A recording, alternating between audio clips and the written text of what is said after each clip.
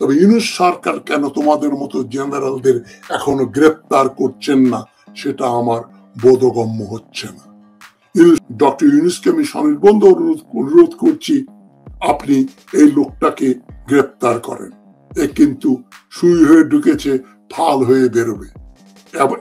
এটা যেন না ঘটে সেটার জন্য আমি জনগণকে হুঁশিয়ার করছি, আপনারা সচেতন থাকবেন। সবাইকে সংগ্রামী অভিনন্দন জানাচ্ছি। ইনকিলাব জিন্দাবাদ।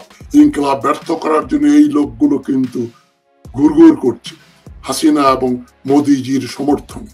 ওয়াকারুজ্জামান তাদের মধ্যে একজন, হাসিনার আশীর্বাদ পুষ্ট। কিন্তু এ যদি হাসিনা বিরোধী হতো, হাসিনা তাকে কোনোদিনও জেনারেলও বানাতো না, সেনাবাহিনীর প্রধানও বানাতো।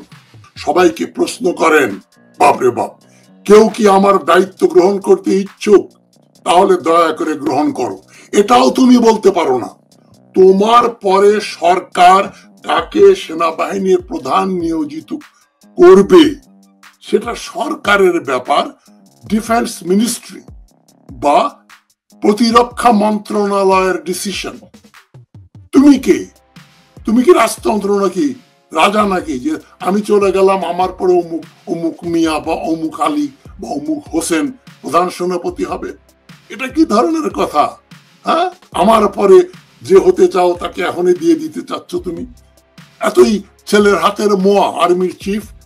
হ্যাঁ, পরে তিনি বলেন আমাদের 1-11 মতো অভিজ্ঞতা ভালো নয়। আরে ঠাকুর ঘরে গেলে আমি কলা খাই না। হ্যাঁ, তোমাদের পরিকল্পনাতে 1-11 অথবা 24-3-1982 এরশাদ যেটা করেছিল। তিনি বলেন আমার কোন রাজনৈতিক ইচ্ছা ও উচ্চাভিলাষ নাই। না থাকারই তো কথা, সেটা বলতে হবে কেন? এখনো প্রমোশনের ক্ষেত্রে অনেক রাজনৈতিক চাপ আসছে। তার মানে তুমি ইউনূস সরকারকে বলছো তারা যোগ্য লোকদের প্রমোশন দিচ্ছেন না, চাপ দিচ্ছেন।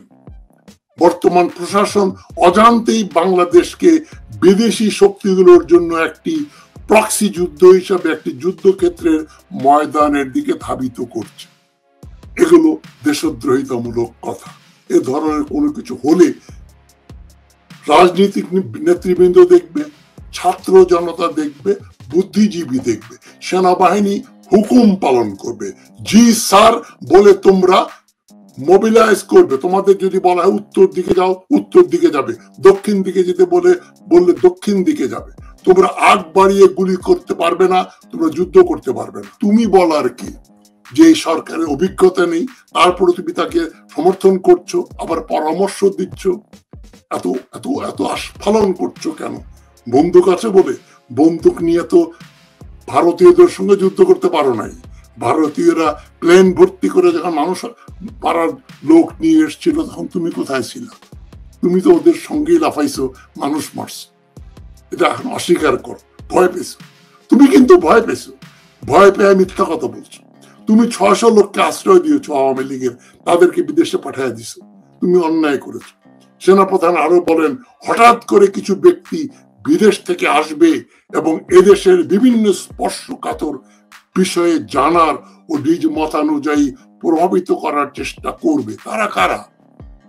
বিদেশ থেকে আসবে? তুমি কি পয়গম্বর হয়ে গেলে নাকি? ভবিষ্যৎবাণী করছো। কাজ হয়ে গেলে সংক্ষিপ্ত সফর শেষ করে ফিরে যাবে, এমনটা হতে পারে না। সবশেষে অফিসার্স অ্যাড্রেস ওয়াকারুজ্জামান বলেন আমাদের মনে রাখতে হবে আমাদের দেশের সাধারণ জনগণ দরিদ্র। তাই নাকি? জানো তোমরা যে আরামায়েশে থাকো, আমাদের দেশের সাধারণ জনগণ দরিদ্র।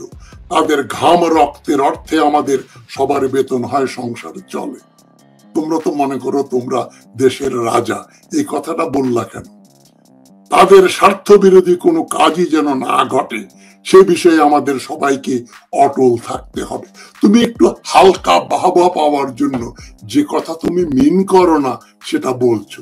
সাধারণ জনগণের সঙ্গে কি তোমরা যেখানে যে আলিশান ব্যবসা বাণিজ্য তোমরা করছো, ব্যাংক চালাও, কলেজ চালাও, ইউনিভার্সিটি চালাও, কত কিছু চালাও, কত ফ্যাক্টরি, কত কিছু ব্যবসা বাণিজ্য তোমাদের হাতে। সরকারের প্রাইম ল্যান্ড দখল করে তোমরা সুপার মানে লাক্সারি ডিলাক্স অ্যাপার্টমেন্ট বানাচ্ছ, এগুলো কি যারা বানায়, যারা থাকে, তারা জনগণের দরিদ্র ঘাম রক্তের অর্থে আমাদের দেশ গড়েছে? এ সমস্ত কথা মানায় না। এগুলো ছ্যাবলামি, এগুলো ফাজলামি, এগুলো সস্তা রাজনৈতিক বক্তব্য, যেগুলো ঢাকা ইউনিভার্সিটির মধুর ক্যান্টিনে ছাত্র নেতারা দেয়। তোমার মুখে এটা মানায় না। সুতরাং তুমি যেটা বলেছো এটা রাষ্ট্রদ্রোহিতা। নিশ্চয়ই তোমাদের যদি বলা হয় নির্বাচনের পরেও প্রশাসনকে সহায়তা করা, আইন শৃঙ্খলা রক্ষা করার জন্য, সেটা তোমাদের দায়িত্ব, কর্তব্য। এটা কোনো অনুগ্রহ করে তোমরা করবে না, এবং সে সিদ্ধান্ত সেনাবাহিনী নেবে না।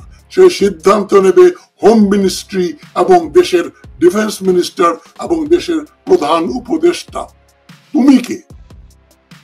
পরিবর্তিত পরিস্থিতিতে দায়িত্ব পালনের জন্য তিনি সবাইকে ধন্যবাদ জানান। পাশাপাশি বলেন, অন্তর্বর্তী সরকারকে আমরা সহযোগিতা করছি, সহযোগিতা করে যাব। এদিকে অপর একটি সূত্র জানায়, অফিসার্স অ্যাড্রেসে সেনাবাহিনীর বিভিন্ন পর্যায়ের কর্মকর্তাদের সঙ্গে আলোচনার ভিত্তিতে সেনাপ্রধান আরো কিছু বিষয় উল্লেখ করেন। সেনাপ্রধান বলেন, এখন সময় এসেছে রাজনৈতিক সরকারের দেশ পরিচালনা করা। তুমি বলার কি? তোমার বলার অধিকার নেই। সব রাজনৈতিক সমস্যা রাজনৈতিক সরকারের দ্বারা সমাধান করতে হবে, এটা তো পলিটিক্যাল সায়েন্সের কথা, এটা একাডেমিক কথা। তুমি এখানে বক্তৃতা দিচ্ছ কেন? তিনি প্রধান উপদেষ্টা ও অন্য উপদেষ্টার কার্যক্রমের প্রশংসা করেন, আবার প্রশংসাও করছো, কিন্তু তারা সরকারের পরিচালনা বিষয়ে অনভিজ্ঞ বলে দেশ পরিচালনায় রাজনৈতিক সরকারের বিকল্প নেই বলে মন্তব্য করেন। এটা তো বিএনপি নেতা বা বিরোধী দলের নেতারা বলতে পারে। গোপন মিটিং ছিল, গোপন কিন্তু গোপন থাকে না বাংলাদেশে।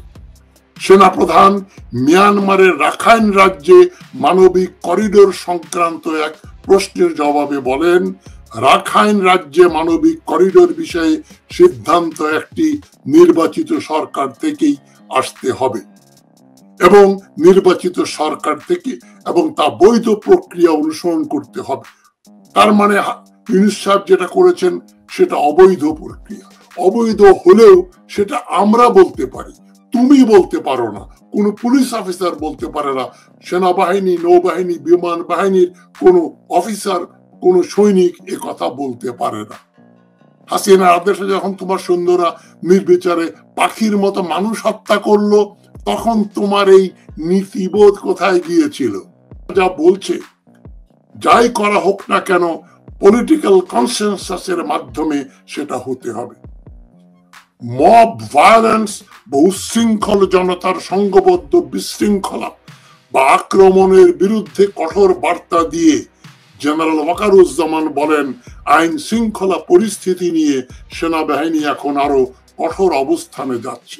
আর তুমি যাওয়ার কে? তোমাকে ডক্টর ইউনূস যদি বলেন সেনাবাহিনী এখানে মোতায়েন করা হবে আইন শৃঙ্খলা নিয়ন্ত্রণে, তখনই কেবল তুমি তোমার সাবঅর্ডিনেটদের বলবে কোথায় ইউনূস সাহেব ফোর্স পাঠাতে বলেছেন।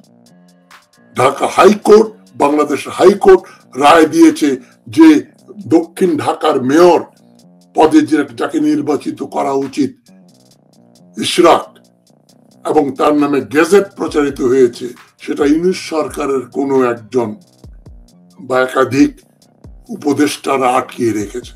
সুতরাং আইনের শাসন বাংলাদেশে নেই। হাইকোর্টের আদেশও সরকার অমান্য করছে, এগুলো আমরা জানি।